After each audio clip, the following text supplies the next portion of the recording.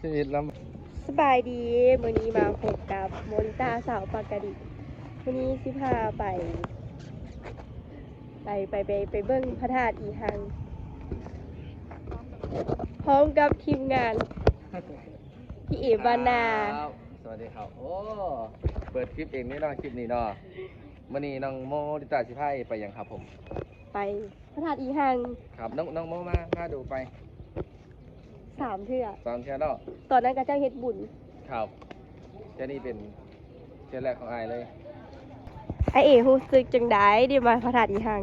สำหรับไอเอ็นมาครับก็เคยได้ศึกษาเบิ่งตั้งแต่ประวัติศึกษานี่ก็คืออ่านเบิ่งนะครับประวัติเพิ่นจะเชื่อมโยงกันกับพระธาตุพนมอยู่ทางอำเภอธาตุพนมจังหวัดนครพนมจ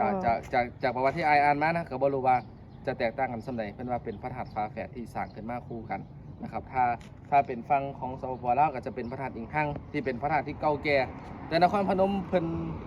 มีการบูรณะขึ้นมาใหม่แล้วเพราะว่าเมื่อปีวันที่11 สิงหาตะกี้เกิดฟ้าผ่าแล้วก็ถล่มลงมาเพิ่นจังได้สร้างองค์ใหม่ที่เห็นณปัจจุบันนี้แต่ว่าพระธาตุอิงหังนี่เพิ่นก็ยังบ่ทันได้มีการบูรณะถือว่ายังคงความดั้งเดิมตั้งแต่ปู่ตายาเอามาไว้แม่นบ่น้องโม ได้เป็นพระธาตุเก่าแก่แต่ว่าพระธาตุพนมก็เก่าแก่คือกันเด้แต่ว่าหังมีการบูรณะเนี่ยบูรณะปฏิสังขรณ์คือเกิดการถล่มแล้วก็สร้างขึ้นมาใหม่อันนี้เพิ่นก็ยังคงความเป็นดั้งเดิมให้เฮาได้เห็นสำหรับความรู้สึกเองก็คือแบบเคยได้เห็นตั้งแต่ในโทรศัพท์พร้อมได้อ่านเบิ่งตั้งแต่ข้อมูลเพิ่นแต่วันนี้ได้มาสัมผัสจริงๆคือสิเป็นคันบ่มีบุญบ่มาฮอดพี่น้องแม่นเดี๋ยวจังได๋บุญวาสนาไอเอถึงแล้วถามวังดีดิถามวังดีได้เป็นยังไงคนเป็นจังใดน้องดีสาวลาวเด้อมื้อนี้ก็มาอยู่ธาตุอิงหังเนาะก็คือสิให้น้องเป็นไกด์น้ำเที่ยวมื้อนี้เนาะให้น้องพาไปเที่ยวพระธาตุอีหังเป็นจังได๋เอาครั้งแรกที่ได้มาเห็นพระธาตุอิงหังเนี่ยที่เฮาเดินทางมาจากปากกระดิ่งมาน่ะความรู้สึกแรกที่เราได้มาสัมผัสเป็นยังไงบ้างน้องโมมีบุญวาสนาที่ว่ามาเห็นมาถึงนี่นะว่าเขาก็อยู่ไกลดิเขาก็ขนาดมาเฮียนอยู่นี่ก็เพื่อที่มาได้ครับมาส่วงทำอีกมาที่ทำอีกการตอนเพื่อนเฮ็ดบุญพระธาตุครับคนลายบ่หลายจนรถจนเต็มนี่อย่างพุ่นแหละก่อนหน้านี้น้องโมก่อนที่สิมาเฮียนอยู่นี่น้องโมเคยได้มาจักเทื่อบ่ตอนอยู่ปากกระดิ่งบ่เคยได้มาก็หลายไปเดทาดโพนแล้วครั้งนี้เป็นครั้งที่เท่าใดของน้องโมเพื่อที่3เดือนที่3แล้วแค่แรกก็คือมางานบุญแค่2ก็อาจจะมางานอย่างแน่ก็บ่จักแค่3มาก็ไปเนาะโดยก่อนที่เฮาจะเข้าไปเฮาต้องเฮ็ดจังได๋แน่ครับเอาไปซื้อดอกไม้ซื้อธูปแล้วก็ไปพบไหว้เพิ่นไปเฮาไปเบิ่งขั้นตอนก่อนปะตอนนี้เดี๋ยวสิให้น้องโมกับน้องดีครับพากันไปซื้อถูกจักหน่อยบ่แม่นว่าซื้อบูชาแม่นบ่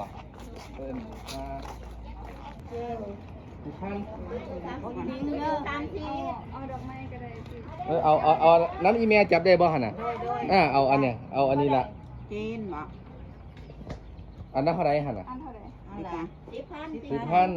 เอาอันนี้ก็ได้เนี่ยเพราะว่ามีอันใหญ่นั่นเอา3 อันเท่านั้นของน้าของเจนของอีของโอของอีดีกล้องคือโฟกัสตอนนี้แม่นเขาก็ได้ดอกไม้มาแล้วเนาะนี่ก็คือเฮาสิไปไหว้ข้างในเนาะเลยพี่น้องครับอันนี้ก็ซื้ออันนึงเท่าไหร่ก็10,000เนาะเขาจะบูชาเพื่อเพิ่นสิเฮ็ดได้เนาะแม่นบ่ซั่นน่ะแล้วก็1วัตถุดิบที่เพิ่นนำมาดอกไม้ดอกไหลเพิ่นนำมาหมุนเวียนบ่นี่บ่อยเราคือถิ่งแล้วแม่นบ่ครับเพิ่นบอกมันก็ถือว่าโอเคน่ะ10,000ก็บ่ฮอด20 บาทซ้ำเป็นเงินไทยเห็นบ่ถือว่าถึงเวลาโม่ถือว่าถึงแล้วอันนี้ให้อันใหญ่ขนาดสุดใหญ่ขนาดนี้20,000นี่อันนี้บ่ครบก็จะใส่นี่นะดอกไม้เอาเป็นจังได๋เฮากะพาพี่น้องเข้าไปวันนี้ตามีหยังส่วนหมายจุดเด่นในการขอพรของเพิ่นจะสมบังในเรื่องใดลองเรื่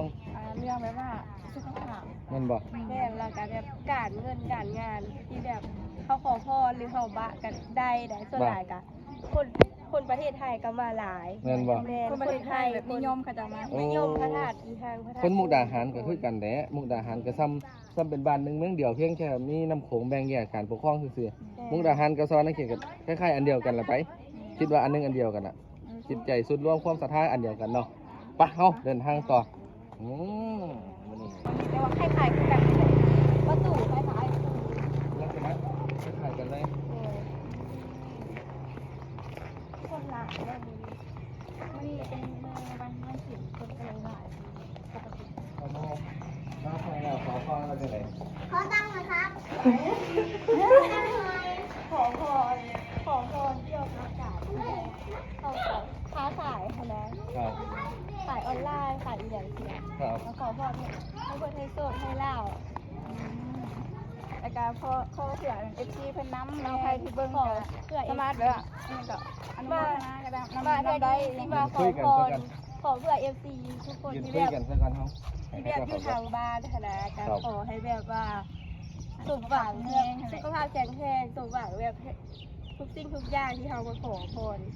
สมมุติว่า ถึงสิบ่ได้มาฮอดยอดถึงกับ ขอเพื่อนำ ขอเพื่อ ขอให้คนทั้งโลกฮักกันเนาะ เลย เอาอีหลีมันก็สิบ่ได้มีการแข่งแย่งแข่งขันหยังกันแล้วเฮาก็สิน่ารักน่าอยู่ขึ้นกันเนาะซั่นน่ะถ้าคนทั้งโลกฮักกัน เพราะว่าเพิ่นเป็นพระธาตุองค์ศักดิ์สิทธิ์ที่เป็นองค์เอกเลยก็ว่าได้เป็นองค์เอกของแห่งสวรรคเขตเลยนะครับถือว่าเป็นพระธาตุสำคัญของประเทศลาวอีกอันหนึงคือกัน โดย ถือว่าเป็นพระธาตุเก่าแก่เนาะ โดย เดี๋ยวเราจังรอคิวซะกันให้พี่น้องเพิ่นมาพี่น้องครับตอนนี้ก็รู้สึกว่าคนเพิ่นจะบางๆลงแล้วเฮาก็สิถึงคิวเฮาแล้วถึงคิว ไปขอพร ขอพรเพื่อพี่น้องทางบ้านน้ำเด้อน้องโมครับ มีไปหน่อย เขากระบอก เอาอยู่ในนี่ดิในกระเป๋าเดี๋ยวเขาต้องไปปูชาเอาถูกเอาเทียนก่อนแม่นบ่ไปนี่ไปเดินทางกันเขาจะให้ใต้อยู่อ่ะอยู่ใส่เอาอยู่ใส่ที่นี่อ่ะ อันหมดแล้วที่ไหนจะไปหมดมันจะไป นี่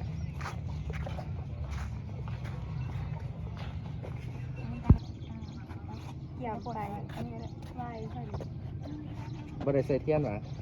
ใส่ใจถูก ใส่แต่ สา ทู ม บ ด เนาะ อก 3 ดอก หมายถึงว่าพระพุทธพระธรรมพระสงฆ์กันบ่ โดย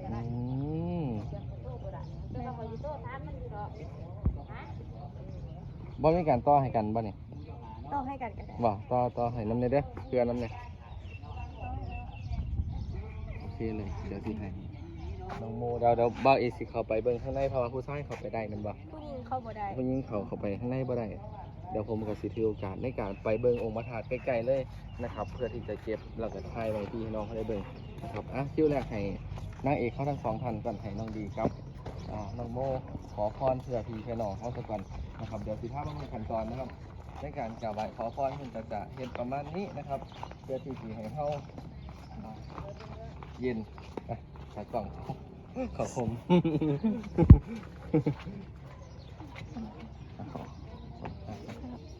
อ่า ฝากตั้งใจได้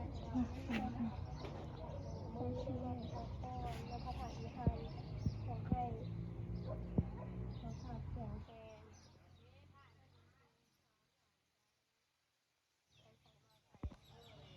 ปลอดภัยและขอให้ FC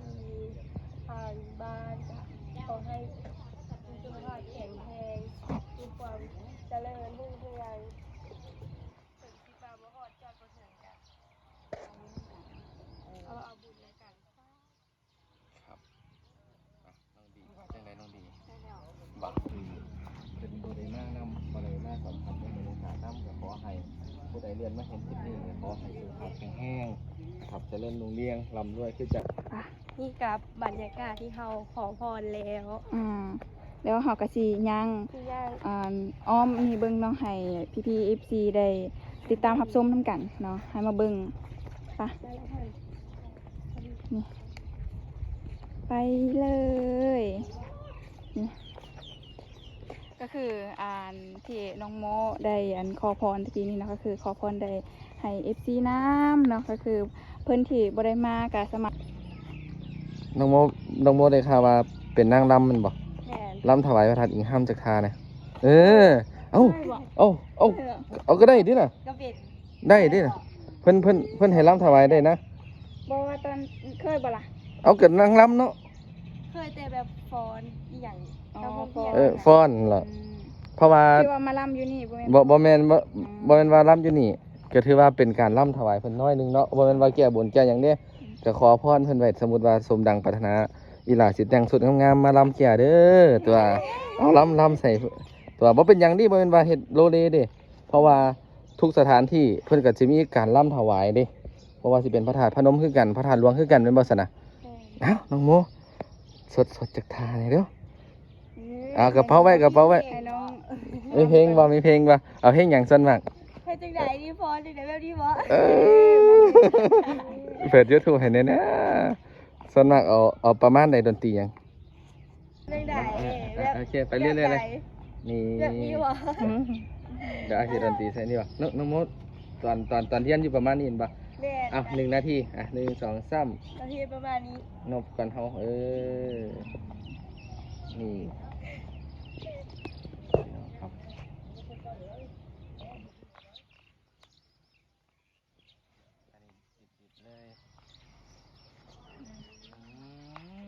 ต้องมีพรในใจของเจ้าของต่างหากแมันบ่ แม่น ถ้าสมหวังกับพรที่น้องโมไว้ในใจน่ะอย่าลืมแต่งชุดสวยๆมาลำให้เพิ่นเด้อมือสำเร็จแล้วก็เอิ้นอ้ายมานำแน่ โดย ว่า อี อี ก ก ว่า ว่าอีกขอตั้งแต่สุขภาพขอให้สุขภาพแข็งแรงการเดินทางไปมาใส่การเงินกะ การเงินการ แม่นบ่ลำบ่รวยคือเพิ่นก็ขอให้อย่าขาดอย่าใส่อย่าขาดการใส่ใจายหั่นนะพอได้ใส่ไปแต่ละมื้อละเวียนไปก็ยังดีเนาะมาขอโทษครับน้อง พระธาตุ อธิบายไปของเจ้าของบอกไปบัดนี้จังได๋ เป็นจังไดเป็นจังได ข้าวหา โดย ดีใจนะมื้อนี้ได้มีโอกาสได้พาเอมาเที่ยวเนาะ ครับ ปกติแม่นหากนมาครั้งแรกเด้มื้อ มา นี้ มา เป็ ที่ น แร มื้ ก อ ค แร รับ ก มา นะ ที่แรก ก็เลยได้มีโอกาสได้พาเรามาไหว้เนาะขาดอีหัง ครับ ตอนนี้แม่ถามว่าสิได้เมื่อแล้ว ครับ ได้กลับแล้วเนาะ เรื่องดีเห็นความแตกต่างบ่ตอนที่เขาเดินทางมา ระ ระหว่างการเดินทางมาฮ้อนปั่นหยัง ฮอนจน จากที่เราจอดรถรู้สึกว่าฟ้าเพิ่นเป็นใจให้เฮาเลยรู้สึกว่า ถ้าจอ จา ด กฟ้าปิดเนี่ย แม่ ใช้เวลานานแล้วเนี่ย ถ้าจอดรถปุ๊บก็คือหัน ประมาณ เข้ามานี่จะแบบอันแดดหันหายไปเลย หายไป ล้วก็ แดดบดเลย ลมแบบวอยๆเลยแบบว่าเย็นเย็น คือว่าก็อาจจะเป็นเพ อัน ราะ เนี้ยคือบ ารมีของ บุญบารมีของ แม เรา นแมนครับ อืม เอาอีหลีรู้สึกต่างมาก แค่ มาด้วยความตั้งใจนี่ โอเคเลยปะเข้ากระได เขากะ นั้น ผู้หญิงอาจจะเข้าไปบ่ได้แต่ไอเอค่ะได้เข้าไปแล้ว เพราะว่าเราเป็นผู้ชายไอเอได้ไปสัมผัสแล้ว เพราะว่าผู้หญิงเพิ่นบ่ให้เข้าไว้แต่อยู่นอกได้นี่เฮากะสิกลับแล้ว เดี๋ยวสิพาไปกินน้ำเย็นๆกัน ก็สิพาไปกินน้ำเย็นๆน้ำอ้อย เดี๋ยวนี้ก็รู้สึกว่าเป็นคลิปที่เท่าไหร่ของน้องโมละคลิปที่2ของน้องโมครับพี่น้องก็รู้สึกว่าน้องเก่งขึ้นนะวันที่2นั่นแหละวันแรกเราไปตลาดใช่ไหม ใช่ วันที่2เรามาตรงนี้ ขอร้องเพลงให้ฟัง เจ้าชื่อร้องมา เอาห้อง พี่ชนะ พ่อพี่ มาเราอีหล่าเฮ็ดแดงอยู่ใส่ อัน กีฬาขายเครื่องบ่อยู่ แม่ใครเชื่อหอดค่าอย่าง ขายมักเด็ก ขายมักเด้ง ใคร บ่ได้เจอน้องที่ดีนะอุดหนุนน้องเนาะกับบุ้งมักเด้งน้องบ่ที่เขาซื้อ ก็ ที่นี่ ก็เห็นน้องย่างสวนอยู่ อันเฮาขายน้ำเพลินอยู่ อ๋อเพิ่น เพิ่นให้มือเท่าไหร่อีหล่าเพิ่นให้รายวันเฮาบ่ เป็นจ้างเขาบ่ ก็บ่ขายเป็นบักเบงร่วม รวม อื อื ม ม ร่วม ได้ก็เข้าให้วัดบ่หรือว่าส่วน ขายน้ำกันเบิดแล้วก็เจ้าก็แบ่งกันบ่แม่ อื ได้ ม เดือนแล้วก็แบ่งกัน อีหล่าได้เฮ็ดอีหล่าเฮ็ดเป็นอยู่หวะ เป็นบ่คันมักเด้งให้เป็นบ่ บ่มีแต่ ขายช่วย อีแม่ก็อยู่นี่หวะ บ่มีแม่อยู่บ้านยึดขันมักเบง โนอีหล่าว่าเมื่อกี้ไอ้ก็บ่ฮู้เนาะว่าสิว่าจังไดอันอ้ายเฮาขอร้องเพลงให้ฟังได้บ่แสดงว่าเป็นนักร้องนี่ เฮาก็แบบกำลังสิเมื่อล่ะเงินยังสิเมื่อแล้วน้องก็เอิ้นว่าสิร้องเพลงให้ฟังมาสั่นก็เลยน้องแบบ เราเคยมีผู้ใดถ่ายคลิปบ่ เคยมี ก็ บ่ มีคนมาทายอยู่ก็มีแต่คนบอกว่าอีหลาเสียงดี นู่แม่นบ่เนาะบ่แม่นตัวอ้ายบ่เนาะว่าทันได้ฟังอยู่เนี่ยเอา ร้องเพลงใหญ่ เอาน้องโมเอาไม้ติดใส่น้องเนี่ยสิห้องเพลงหยังสู่ฟัง เพล ครับ งน้ำตาอีหลาน้อย อันนี้เป็นเพลงของไผนี่ เป็นเพลงผีอุ้งอิง สาวน้อยเพชรบางแท่งกันบ่ อืม เอาลองให้ฟังหน่อยได้อเอา บ่ฮู้เป็นหยังหลังเธอกระจายอ่อนลาถือไม้เปื้อนหยุดน้ำตาไปส่องหน้าก้าวขึ้นเวทีบ่ฮู้เป็นหยังหลังเธอกระจายบ่ดีใครแน่แต่มีFC พอได้ลี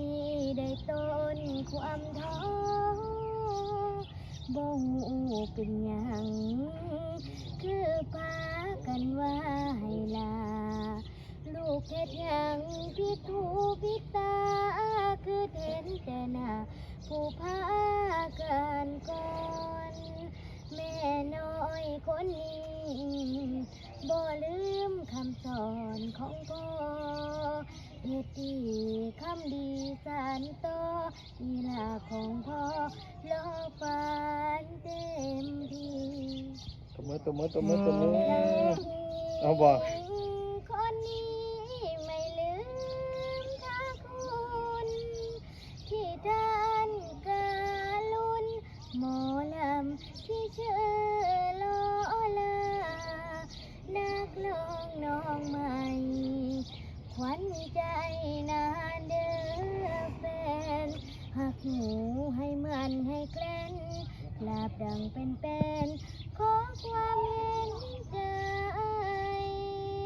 เอาความฝันมาสอบอยู่หลังหันเหมือนฟ้าบันดาลฝ่าฟันมาหูรถมาส่ง ให้ได้พบพ่อกับพ่อผู้หัวหน้าวง ถึงดีใจพร้อมยืนงงพอหัวหน้าวงรับเข้าวงหมอ